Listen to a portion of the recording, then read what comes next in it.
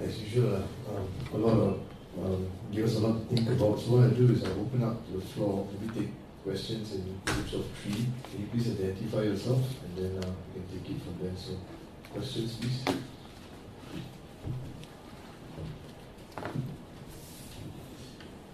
John. Just kick off. I mean, it's really just kind of perhaps quibbling a bit with your representation of Manmohan Singh in I think that it wasn't quite as spineless as you rather suggested. I mean, he really did face down tremendous opposition to concluding the deal with the US.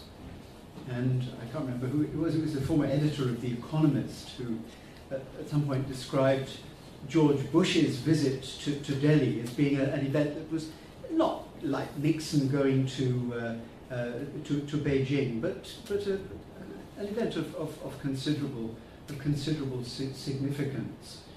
And then, in regard to China, I mean, what was going on surely very significantly through a large part of the period of the UK government is tremendous opening up of economic ties with China, and I think that through the economic connection, India and China have been dealing with each other in a way that they did not before. I don't think you said anything about India's relations with ASEAN, or the positions that Manmohan took in regard to Iran. I mean, I think your representation of that period was a little bit one-sided, quite honestly. But I mean, those are quibbles, yes. Really. Should I answer this? I think you take that, then you can get it. I think if you look at it closely, I think the nuclear deal, I think that it was true that way back in 2008, when things were really falling apart on the nuclear deal, that finally he threatened to resign. This is my inside account in terms of that he threatened to resign if Sonia Gandhi didn't support, because she pulled the plug in 2007, and basically in 2008 he said, look, this is the last chance to do it. We've got about 6 months. Bush is willing, so if you're not willing to do it, I'm going to go. So at that point, in fact, just before one of the G8 summits, and that the things rolled in the next 3 months to get it. But I had a chance to follow very closely, and I think the negotiations, both external negotiations as well as the internal negotiations, almost on a day-to-day basis. And I think in retrospect, I think the tragedy was he could have fixed the issue much earlier if he was willing to exercise his authority, because it was like, an open and shut deal, and he was convinced it was a good deal. But he allowed his own office, the Department of Atomic Energy, a whole range of forces to run riot, and unwilling to say, look, we bring this to a closure. So what should have taken the shortest route? I mean, he found the longest possible route to clinching it, and with great difficulty in the end, with the likes of Amar Singh, you had to push through the thing when a no confidence motion. I think foreign policy is not the United States. You don't have to go to the parliament for it. But I think by letting it drift the way he did, to his credit, he completed it. But in the end now, where is the record? If you look at 10 years in retrospect, what little you did, you undid with lack of supervision on how the nuclear liability legislation was done. So what you have is a deal that's not going to produce you results, because you mismanage the last mile, or whatever you want to call it, the last element of it. There you are, having put in all that effort for 10 years, ending India's nuclear isolation, changing India's position in the world, and with full support from Bush, you supervise the legislation that is not going to let anyone invest in India, either by the foreign investor or by the domestic investor, because it's such a bad law. So the tragedy is that, look, you started something with great conviction, but you couldn't finish it because you're unwilling to exercise authority, and the inability or unwillingness to or incapacity, I think, I would say, to persuade the Congress party to see the benefits of what he was doing. On the economic reform, I think the same question, and I won't go onto the details. The ASEAN thing, of course, I didn't have time to go into that. That Manmohan Singh was deeply committed to the ASEAN free trade agreements. I mean, it was almost like a dental extraction because the rest of the system was so opposed to it. To his credit, he tried very hard. Finally, you did the FTA with great difficulty. But the fact was, the Congress party was not enthusiastic. On Pakistan, he was very keen. In fact, he was, I think, in a sense, he articulated it much better than Vajpayee did in terms of why India needs to normalize relationship with Pakistan. But again, I think Mr. Antony, Mr. Arjun Singh, the gang of, I don't say gang of four, the gang of conservatives in the Congress party are fundamentally undermined. So what I think you have is a vision, the right steps, but I think the structure of power was fundamentally organized in such a way that India couldn't act for its own self-interest under Manmohan Singh. And I would think history would judge him probably unfairly. For the fact is, you had no other Indian leader had so many opportunities with the US, with China, with Pakistan. But in the end, you just couldn't move because Sonia Gandhi was not convinced, was unwilling to do anything innovative, or even to continue what you started. So therefore, I think it's a tragic. I mean, I would say it's a tragedy of what's happened to him and to India in the last 10 years. Thanks, Raja. Any other? Well, Mr. Lee first, and then after Roger. This is not so much a question as a comment on the ASEAN FTA and also SICA. May not be directly relevant, but we may shed some light into how we in Singapore and ASEAN look at the way these things have panned out.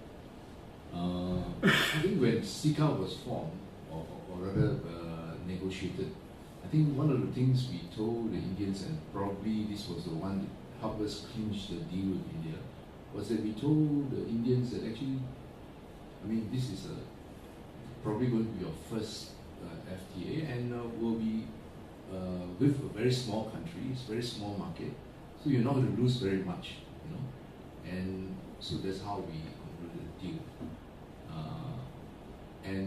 But subsequently, after the deal was concluded, we, as you probably know, we had a lot of other problems with implementation of the thing, and somehow we couldn't understand why some of these things were brought up subsequently.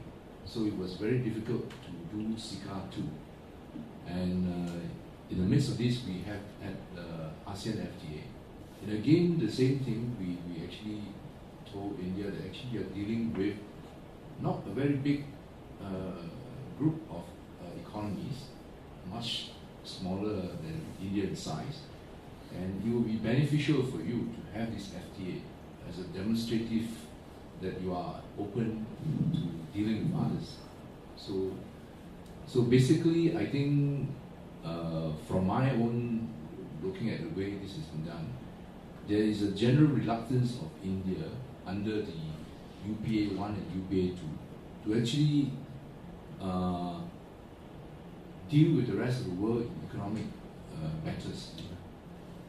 Thank you. Let me take Roger's question. Raja, you're right about foreign policy being very marginal to electoral campaigning. That's always been the case. But why do you think the only exception is perhaps Pakistan, which there is a connect to voters, not all over India, but at least in certain parts of India. So why do you think the BJP and Modi has not sort of touched on the issue of Pakistan? Is it sort of a deliberate ploy to present a moderate face, or is it that he's somewhat clueless on Modi and foreign policy?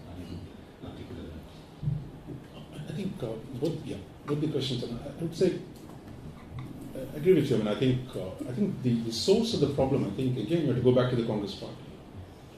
The Congress Party was the one which initiated economic reforms in '91 by Narasimha. And in fact, you can say even Rajiv Gandhi started it in the mid '80s.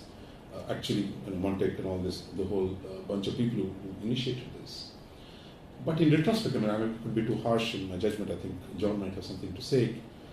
That Sonia Gandhi has fundamentally dissociated herself from that legacy. That Narasimha Rao was given any credit because Narasimha Rao tried to keep her out of power, whatever it was. That it was not a legacy we were going to claim. That look, reform was good for India. Reform is something that's going to open up, and that your whole focus was going to be on redistribution rather. I mean, I'm not questioning a judgment, but I'm saying we've got to understand that. I mean, I think her instinct was to follow her mother-in-law's model than her husband's model, which is what that you never seen Mr. Rahul Gandhi go to an IIT and saying, look, boys, we're going to do more with computers, we're going to do supercomputers, we are catching up with the world. No. If you see, the agenda of modernization reform was not the principal plank. I mean, what little Manmohan Singh tried to do, okay, he had to do some. But the articulation, you go back to Rajiv Gandhi period, I mean, it was all about modernization, connecting with the world, we're going to catch up, we're going to do well. That was not their principle. In fact, probably she felt that, look, it is the populism that worked for Ms. Gandhi, the other Mrs. Gandhi, and therefore you got to go down that road, and the husband didn't do too well, given what you did, how you got into problems. And the emphasis, I think, whether it was whole economic issues, she openly opposed the FTA. And she wrote that letter. Jairam Ramesh was supposed to have drafted it and putting it out when the ASEAN negotiations were going on. And similarly on security. Now, India and Singapore signed the defense agreement in 2003. The whole of ASEAN wants India to do more, but telling that to Mr. Antony. He doesn't really think that, look, we got to do outward-looking defense engagement. But that is not part of his remit. And the PM had no authority to. So it's not just about the US. It is what do you do? What is your conception of India as a power? How you relate to your Asian neighbors? So if you look at even the manifesto, the badly written manifesto of desultory 10 paragraphs in the foreign policy manifesto of the Congress Party, you're still harking back. I mean, there's a fabulous sentence in the manifesto, and I think it's a gem. You've got to read it. I mean, it says, India has emerged as a critical bridge between developed and the developing world. Sunil Kilnani will be happy with that. It's already happened. And with Brazil, China, so the BRICS is mentioned. And then the non-aligned movement and its great heritage in advocacy for freedom of African countries and steady support for Palestine. I mean, is anyone looking for the certificate? No. Then comes the real gem. We will continue to support the goodwill nurtured for decades amongst socialist countries. Socialist countries. Does China see itself as a socialist country? Does Vietnam see itself as a socialist country? Even Burma has stopped calling itself a socialist country. North Korea probably is the only exception. Here, the Congress Party says we will continue to support goodwill nurtured for decades amongst the socialist countries. I mean, this is a mind that is frozen in the 1970s. So I think it's pathetic. I mean, but I think analytics-wise, what it tells you is what was it that was driving the party for the last 10 years, and why Manmohan Singh was such an oddball to be able to get anything done within this framework. So I think the tragedy is deeper because, as I said, opportunities were large, and the Manmohan Singh was an eager man to do it, but there was no backing from the party. I think that we got to recognize that. The party was fully backstopping him, and that was a fundamental reason for where we are. I think in terms of why he didn't say anything on Pakistan, my sense is, look, I don't know if it is pretending to be moderate or otherwise. I think the strategy would be to look, don't make it an issue, because he used to make it an issue in Gujarat elections. That don't add, you've got a negative image, you're trying to be nice to the domestic Muslim population, all the things he's saying to, look, I get better representation for Hajj quota in Gujarat, we'll treat you like normal citizens, secularism is all about ghettoizing you. If needlessly attacking Pakistan would actually complicate, in a sense, Pakistan is a domestic issue, right? It's not a foreign policy issue. That therefore you have to balance it in some form. But if you go back to his first speech in Hyderabad, he made I think this was 5 months ago, before he was declared Prime Minister, where he was attacking Pakistan. So people said, look, what are you doing? So my sense is he's toning it down. And then when he went to Kashmir the day before, again I think he claimed Vajpayee's legacy. What does he say? I mean, I think the policy towards Kashmir will be Insaniyat, Jamhuriyat, and Kashmiri. That is humanity, humanitarianism, democracy, and the unity of the Kashmiris. So I think he's trying to hold on to Vajpayee's legacy as a way, at least for the moment, which covers his flank. For the moment, in the sense, no one knows what he's going to do when he gets in. And probably if there is a terrorist incident in the first week or first month, probably all the nice words will just disappear in no time. So we don't know, but at this point we can only go by what he's saying, rather than attribute motives. I would say there's a conscious attempt at limiting the rhetoric on Pakistan. And I think some of them also recognize that, look, too much of this anti-Pakistan rhetoric also plays into the hands of a whole lot of other countries who want to create problems for you. So therefore, my sense is he would limit it, say just enough to show positive intent without actually committing himself to anything substantive in terms of what he does with Pakistan. Well, I Yeah, think yeah. Amit, There's only 10 and then Surya. Raja, I think I don't dispute the larger point that you made with respect to the Manmohan Singh government and its ability or inability to take ahead certain issues. I just wanted to make a couple of points. First, coming back to the Vajpayee regime, on this whole issue of economic integration and reaching out to this. It's actually interesting that during the Vajpayee regime, India began developing its most defensive postures at the WTO. If you recall, first Murasali Maran in 2001 and then Arun Jaitley in 2003 actually took the most vociferously defensive postures, which could have had to do with strategic dividends on the other hand. But these were postures which kind of got institutionalized, and in India became aligned with certain groups and clubs within the WTO, from whom it has found it very difficult to extract in the later years. And those postures continue. There could have been domestic defensive interests. There could be this is just a point that I thought I would deal with.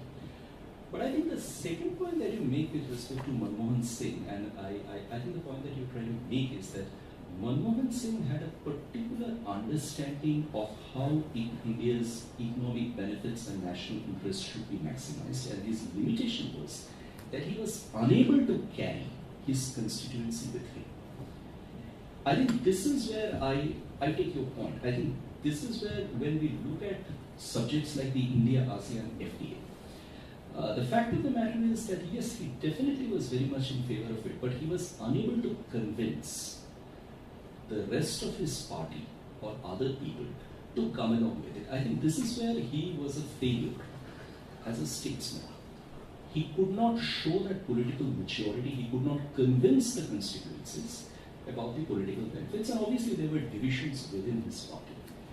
But it's also probably true, just to be fair, that the Vajpayee period was actually a period where, in certain respects, certain foreign policy pressures and issues were a lot more visible and dominant. And obviously he showed foresight and clarity of vision in handling those. But subsequently, when matters settled down and Manmohan Singh tried picking up the momentum, yes, he definitely encountered considerable domestic opposition, but I think, just to be fair, 2010, 2011, 2012, there are 3 episodes of economic movements, reforms having taken place in India, which actually haven't taken place before. I mean, they went through with enormous amount of controversy. They probably would not have happened had not the Washington Times being personally critical of Manmohan Singh and written what it did. But the fact of the matter is that it did, and actually the BJP during the Vajpayee time floated the idea of FDI in retail, which it actually could not carry through during that time in 2003. Subsequently, it reverts its posture, which again is vindicating the position that you mentioned that when it came to opposition, it became completely opportunistic under our plan. But what I mean to say is that there have probably been occasions when Manmohan Singh has been completely stumped by people surrounding him. It could have been because of his ideological differences. This one lady. One lady. Or lady and more ladies and children. But nonetheless, I think this is where Manmohan Singh's basic failure is, and I agree with you on that point, that he probably failed as a statesman and as a political manager of a coalition, and that was probably his biggest failure compared with Rajpal. Surya? Yeah, of course, your point that the milk was spilled under Manmohan Singh is well taken. But looking ahead in terms of what should be India's strategic interests rather than strategic autonomy with reference to three major powers, US, China and Pakistan. Pakistan is a major power for India's foreign policy purposes. What would you identify as a doable agenda? For instance, obviously with the US, fixing the nuclear issue may not be that easy, having gone down the hill. To paraphrase what you said, will it be defense ties with the US as something like a doable agenda? And with China, of course, border dispute can't be resolved in a hurry, given the history of the negotiations. Will it be something to do with trade with China as a doable agenda? And with Pakistan, obviously, Kashmir can't be resolved overnight. And therefore, will it be something like confidence building measures with Pakistan, something more meaningful confidence building measures than anything thought of before? So would you categorize some of these issues which you think are doable agenda in terms of promoting India's strategic interests rather than strategic autonomy? Thanks. I think, I'm not I don't follow the economic reforms as closely as I follow the foreign policy changes on a more direct basis. So, but you kept saying fair, and I think I'm not claiming to be fair on the foreign policy side at least. I mean, as someone who's seen this for a long time, to make a judgment. After all, this is not diplomatic history. The last word will be written much later.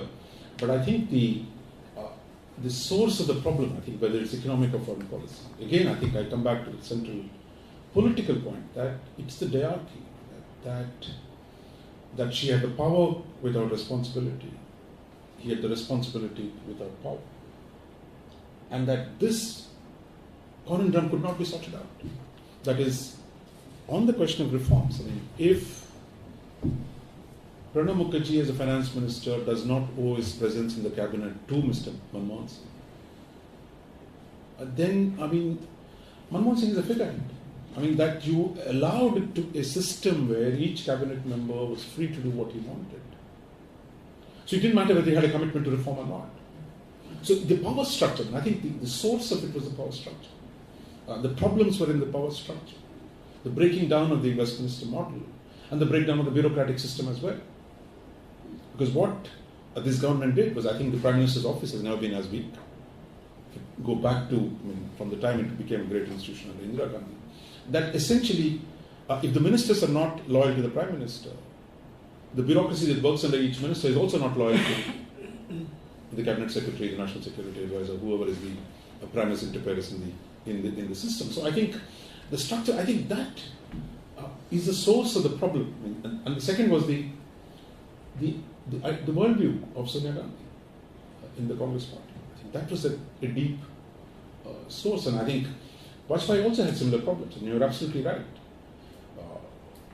Congress Party has its left, and you have the CPM on this side, and the Swadeshi Jagran Manch is a mirror image of CPM's positions on global trade. That you had a whole bunch of people in the BJP, in the RSS, who relentlessly argued WTO is bad. You could kind of switch the positions of CPM and BJP, RSS on WTO. I think you think WTO is an enemy, out to impose its diktat on poor Indians. So you had actually significant problems with Maran. But as you know, Mr. Arun Shourie was the one who actually navigated some of the free trade agreements in the end. So it was about a distribution of power within the BJP as well.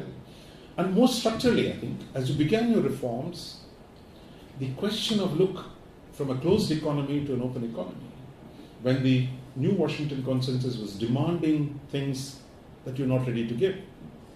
So structurally, I think India was ready to do reform, but on its own time and space, that it was not going to accept the pace set by outsiders. So the statesmanship was about managing this. The Vajpayee had difficulties and this guy has difficulties. But I think that the explicit opposition to free trade, I think, well, actually we've signed agreements in the last 4 years. When we signed with ASEAN, we signed with Japan, we signed with Korea. We're quite historic. And I think I would say that credit purely because Manmohan Singh was putting the pressure, and the party was not very, very enthusiastic about that. And I think whichever government comes in, I think you'll have to sort this problem out. How are you going to deal with the global economic system? What are the terms and conditions? Because a whole range of new issues have come up as well. In terms of what is doable, look, I have my laundry list in terms of what is it that India got to do, but that is different from what is likely to happen. That is a judgment in terms of how the next governments work itself out in terms of its composition, its cabinet, etc. But I think it's not difficult to see, look, what are the specific priorities? And I would say the economy. That is actually, if you don't fix your economy, nothing else is going to work. But if Modi focuses on saying, look, economy first, that actually could open up space for him in terms of how you deal with the US. Because US, we lost all our friends all the capitalist friends. Because if Indian capital is not investing in India, I think everybody else is saying, this story is dead.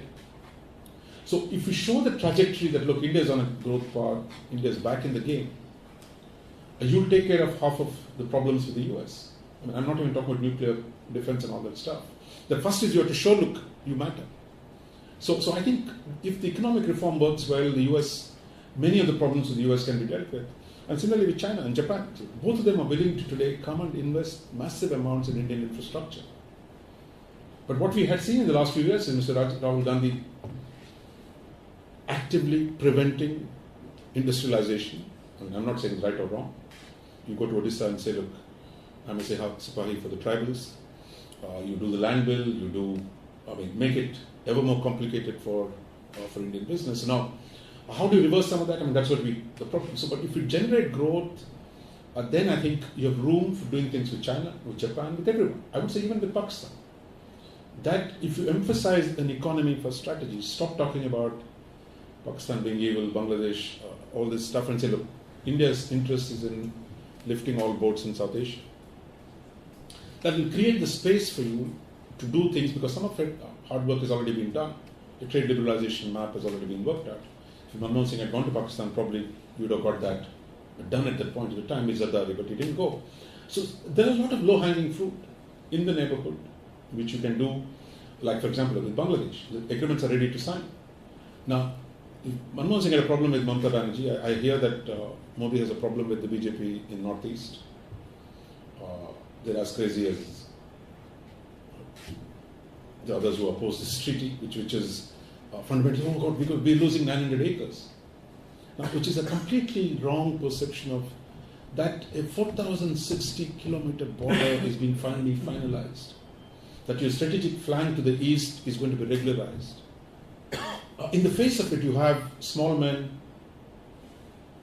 in big shoes all around the country not trying to disrupt the process. Now, does he have the capacity to say, look, I'll do this with Bangladesh because I'm going to get transit. I'm going to use this to connect up to the rest of East Asia. Can he say that? I don't know. But I would like to see next Prime Minister say that. There are a lot of things which are actually ready to be done, and a range of things can easily be done. A lot of it can be structured around economy first. My focus is on economic growth. This is not about non-alignment, third world, blah, blah, blah, or socialism. You cut out all that and say, look, growth, jobs. And how do I do that? There's an external component to growth strategy, which involves being nice to your neighbors, opening up your borders, focus on connectivity, focus on free trade. So there is a rich agenda that can be shoehorned into the growth argument. provided that can be done, provided there is a political will for it. Thanks, Raja. The next set, E.T. and then Shanti.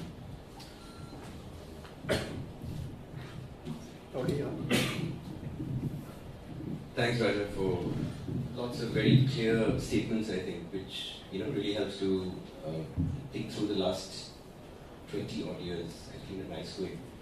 One comment and one sort of question, I guess. The comment was whether you would consider one of the contributions of the Vajpayee period to be a complete change on the diaspora policy. And I felt that was something that was worth mentioning, and is something that we wouldn't have expected before it actually happened. And it made a big difference, including relations with Southeast Asia and so on. The question has to do perhaps with a slightly different way of interpreting this question of non-alignment. Not seeing non-alignment in terms of what the practice of non-alignment is, but seeing it as a code word for a long-standing feeling in India, which cuts across parties, that India deserves an important place in the world.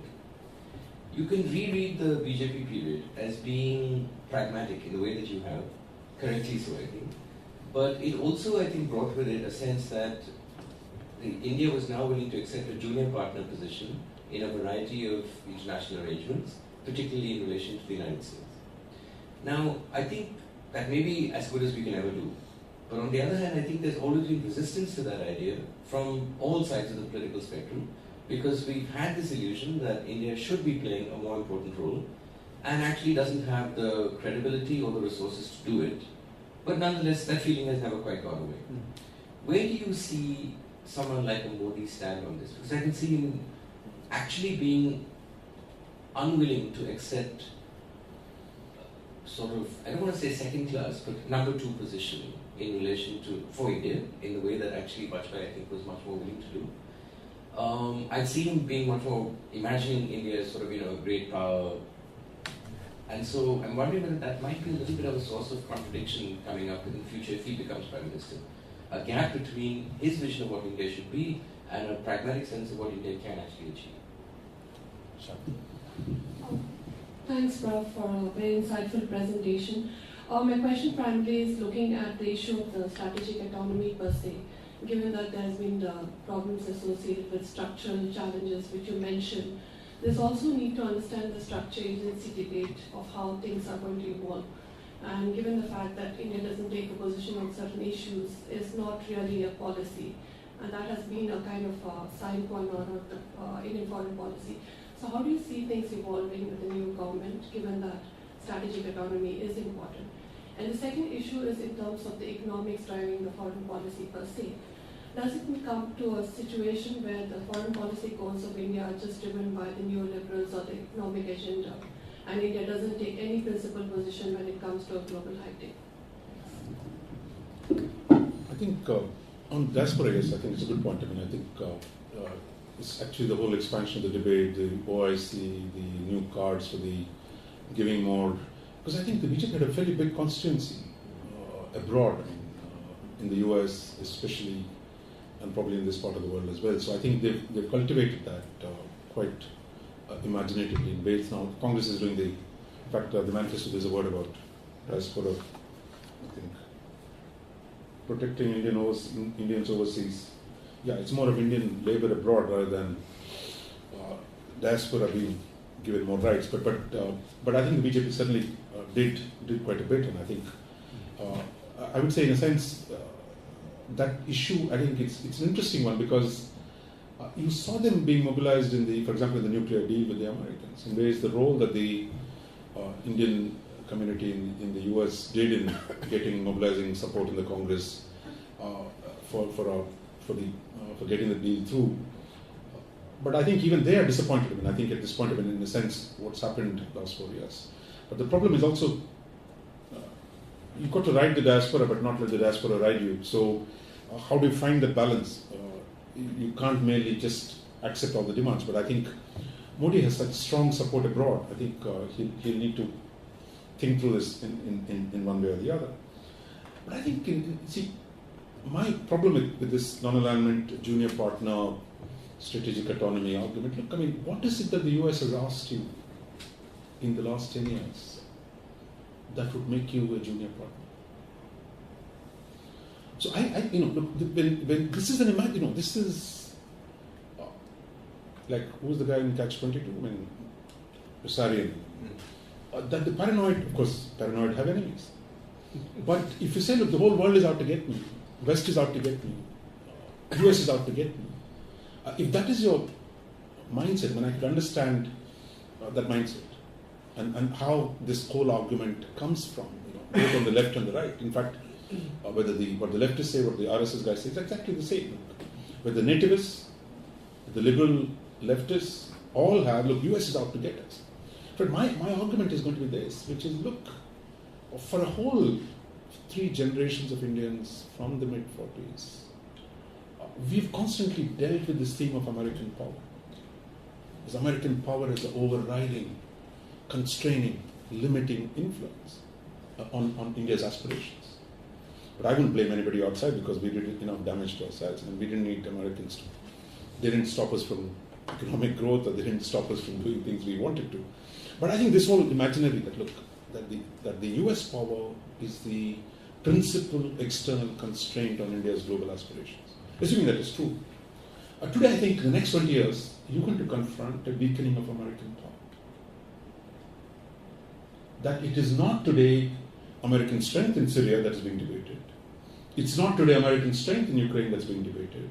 It's not today American power in East Asia that's being debated. In fact, the questions today are, whether it's in Japan, all across Asia, say, do these guys have the staying power anymore? Can they construct, can they keep the word in terms of their alliances? Because structurally, there is this fundamental shift in the balance of power in Asia between China and the US. The Chinese have no problem when they say, look, I'm going to do a G2 or a new type of great power relations with America. They're not ashamed of saying, US is the most important power in the world, it's declining, but I'm willing to engage you on my terms. Why is it that Indians can't say it? Why is it we always afraid? Why is it you can't say, look, if the US has a problem with China, maybe it'll give us something. And that's the whole non-alignment 2.0 argument. Look, the Americans will trap you into something, into a junior partner. They'll make you an enemy of China. But where are your problems coming from on the territorial side? Are they coming from the US or China? You could say all the nice things about Chinese being our brothers, Asian solidarity, we are going to change the world, we are BRICS. Your territorial disputes with the Chinese. Who is constraining your power in the subcontinent? The Chinese and Pakistan alliance, the Chinese Sri Lanka alliance now. That your power today is going to be constricted by the rise of China. I mean, I'm not saying Chinese are bad people, man. That's a structural argument. Now, how you navigate the US-China relationship is the principle. And that's exactly where I think the Congress gambled with non-alignment 2.0. And essentially saying, look, sorry, we won't take anything from you because Chinese will get upset. That is the problem. Now, I'm saying, look, it's one thing to argue when you're a weak third world state, when you say that the great powers are going to undermine my autonomy. Actually, autonomy is a middle power aspiration. It's not every country doesn't seem to be autonomous, because most countries make alliances. If you're weak, you find a partner. If you're strong, you dominate your neighbors. I mean, so this whole idea of autonomy is essentially coming from Indians' mouth. I mean, it's a big fat body thinking like having a small mind. That today, if you're 9th largest economy, I'm not talking PPP, I'm talking about actual numbers, because it varies on the day in the exchange rate. But if you're the 9th largest economy, expected to become number 3 in, say, 10 years, 20 years, 7th largest spender on defense, $1.8 trillion size of your economy, who are you trying autonomy from? What does it mean to be the 8th largest economy, 4th largest military, 7th largest spender on defense, to say, I want to be autonomous? In fact, your job should be, as a rising power, to restrict the autonomy of others, to create a vision in which you influence the shaping of global norms and rules. That's not what he's saying. You're still in a protest mode. You're still in a trade union mode. I mean, you're still in a trade union leader mode. And not one saying, look, I've got this power. I must go further. I need the way to influence the international system. And I engaged anybody who's ready to engage. I think it's abandoning that and restoring the self-doubt, of restoring the thinking of a socialist, non-aligned, third world rubbish that the Congress Party put back into our system. That has shaken your thing. And our question is, how does he deal with it when he comes back? Specifically with the US, I think it's a good question. And the US has reasons to be angry about the US because they made it such a big deal of denying him the visa. But my sense is he going to be ideological? Does he take the RSS deep anti-American, anti-Western? I mean, it's not anti-American, it's anti-Western, small-town nativist worldview of a frog in the well. And does he abide by that ideology, or is a Gujarati pragmatic? What does he bring to the table? I mean, is he bring to the table a business, open-minded attitude to the world? And so, like, I'll do a deal with the Americans. I'm not going to rush in and say, look, I'm going to be a junior partner. He doesn't have to do anything. In fact, the Americans will have to make up to him. So I think the first year, the first summit he's going to go, assuming he's Prime Minister. The BRICS summit is there in June. September, most probably, he'll have to go to the US. So there are opportunities. So my sense is, look, your cards will be available. Whatever game you want to play, only if you have economic growth. And if he structures his strategy around economic growth, then you can say, look, I'm doing this for business, I'm doing it for growth, I'm not doing it for... So don't avoid the political grandstanding, Brahmanical arguments about, what is true non-alignment, what is true strategic autonomy, what is first, if you avoid those, I think there's room for a pragmatic adaptation without being afraid, without being... But the question is, I'm not sure whether you can do that. Okay. Well, when I wanted to come in first and second time round, I was going to say, come on, this is supposed to be Indian foreign policy after the elections, but all the discussion has been about about the past. But then Surya asked the question I was going to ask, and Iti Shanti followed up with. But there is one other question I wanted to ask, which does come back on your sort of tentative suggestions that Modi can kind of do a Vajpayee kind of thing. And you pass over the federalism question and the suggestion that there should be more powers to the states in foreign policy. I found that a very surprising statement. I think it was almost the first thing that I remember picking up that he really sort of said very specifically about foreign policy, and it doesn't sort of suggest to me somebody who's going to sort of, as it were, follow in the footsteps of Vajpayee. I mean, that surely is totally counter to the kinds of positions that you were kind of articulating just now, a few moments ago. I think a good point. And I think I also wanted to respond to what Shanti had said on the economic driver, which I think one of the few things he said in the last few months is, look, I want to reform the Foreign Office.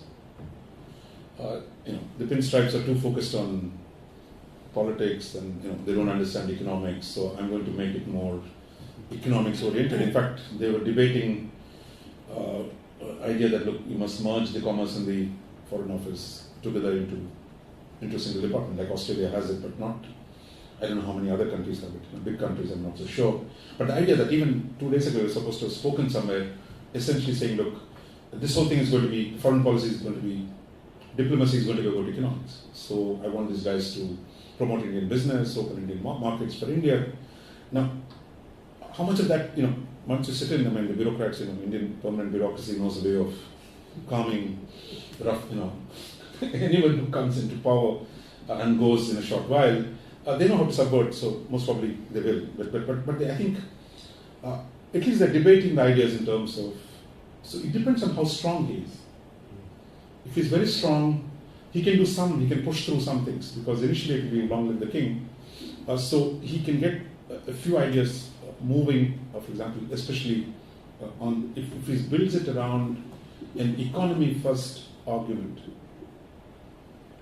rather than India first, which is what the old BJP right-wing argument would be, then I think there are interesting possibilities on the economics. And similarly, some people are saying, look, Modi is like Shinzo Abe, my friend Sanjay Baru has written a whole column saying, you could say the same thing, only he's like Xi Jinping, I mean, of actually, like the rest of Asia, right of center, emphasis on nationalism, avoid ideological argument, like what Xi Jinping today talks about, Chinese dream, Chinese national power, Chinese as a great power.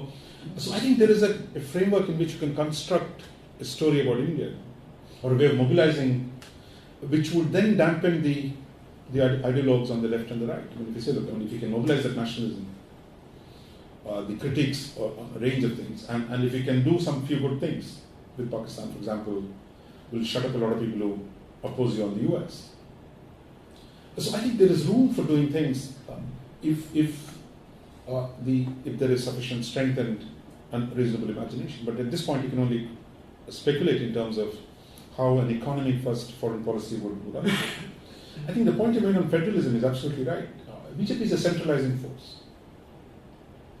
It's not a federalizing force. I mean, it is essentially a centrist. I mean, you don't even acknowledge the non-Hindus. I mean, only all that ideological heritage that you have. One nation, one Bharat Mata, and all that, that kind of stuff. So when he goes to Chennai and says, "Look, I want to promote greater role for states." Now, is this purely a tactical thing you're saying in Chennai, or is it a conviction? I doubt if it's conviction. Again, I think, look, if you come back with a full majority, you don't have to pay obeisance to all these people. You can do a lot of things. But if you have to still construct a coalition with, say, with Mamata and Jaya, then you'll have to give them something. So there, I think there are possibilities in which you can actually construct sufficient incentives for the states while protecting the national interest, which UPA failed to do, on regional connectivity, on getting things done between neighboring countries, and not letting it become a hostage to a single issue, whether it is a Tamil issue in Sri Lanka or the river water issue in the case of Bangladesh. How do you construct a large enough incentive? And to persuade, because go back to 2009 when the elections were taking place. FTT was being butchered by Colombo, and India was an active, enthusiastic supporter of Colombo, right? In the middle of elections in Tamil Nadu, Mr. Karunanidhi goes on fast, but he gives it up within 3 months, 3 hours, if I recall right. So it is not as if you reconcile the contradiction. You reconcile, you make Mr. Karunanidhi reconcile, saying, look, there are other things as well. Life is not just about supporting Tamil cause. So can you distribute the gains of office in such a way that you provide some incentives elsewhere so you can buy space on foreign policy? But that's complex political management, which I think the Congress party failed and ended up appeasing every single group while not doing it of moving forward. I think let's take the example, I think interesting opportunity, for example, Modi will have. But there was one state which was demanding more from Delhi on the right policy towards Pakistan. The party headed by Akali Dal, an ally of the BJP, is today the most enthusiastic supporter of normalization of relations with Pakistan. So the Punjabis are saying, look, we had enough with the consequence of partition. What used to be highway, the Silk Road between Lahore and Amritsar, today is a terminus. Both of us are locked down. We have no prospects of growing unless you open up the border. Now, if you recall, Badal's son, the young Badal, the Deputy Chief Minister today, what is his name? Prakash Singh Badal? Sukhbir Singh Badal.